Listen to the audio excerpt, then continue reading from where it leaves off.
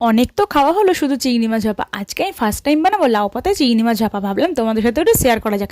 চলো, আমি 200 গ্রাম চিংড়ি মাছ নিয়ে নিয়েছি। তারপরে আমি কিছুটা লাউ পাতা ভালো করে ধুয়ে পরিষ্কার করে নিয়েছি। এবারে আমি একটা পেস্ট বানাবো, যার মধ্যে দিয়েছি সর্ষে, পোস্ত, কাঁচা লঙ্কা আর একটু সামান্য নুন। এবার যে টিফিন কাঠিতে আমি ভাপাটা বসাবো তার মধ্যে আমি লাউ পাতাগুলো সুন্দর করে পেতে নিলাম। দেন আমি তারপরে চিংড়ি মাছটা ম্যারিনেট করবো। প্রথমে চিংড়ি মাছ নিয়েছি, তার মধ্যে দিয়ে দিয়েছি সেই বানিয়ে রাখা পেস্টটা। তারপরে সামান্য নুন, পরিমাণ মতো হলুদ আর একটু কাঁচা তেল দিয়ে ভালো করে এটাকে মাখিয়ে নিলাম।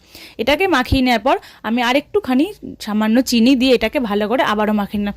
দেন যেই লাউ পাতাটা আমি টিফিন কাঠিতে নিয়েছিলাম তার মধ্যে সব চিংড়ি মাছগুলো ভালো করে দিয়ে দিলাম। তারপরে আমি একটা তার মধ্যে কাঁচা লঙ্কা আর একটু সামান্য সর্ষের তেল দিয়ে ওপর দিয়ে আবার ভালো করে লাউ পাতা দিয়ে সেটাকে ভালো করে মুখ আটকে নিলাম। আমি আগে জল গরম বসিয়ে দিয়েছিলাম, তার মধ্যে 10 মিনিট আমি টিফিন কাঠিটাকে রাখবো। দেখো, দেখতে দেখতে আমার 10 মিনিট হয়ে গেলো। এটাকে ঠান্ডা করে খুললাম। এটা দেখতে যতটা না সুন্দর, খেতে ঠিক ততটাই সুন্দর হয়েছে। তোমরা যারা যারা এখন এটা বানিয়ে খাওনি অবশ্যই একবার ট্রাই করো। আর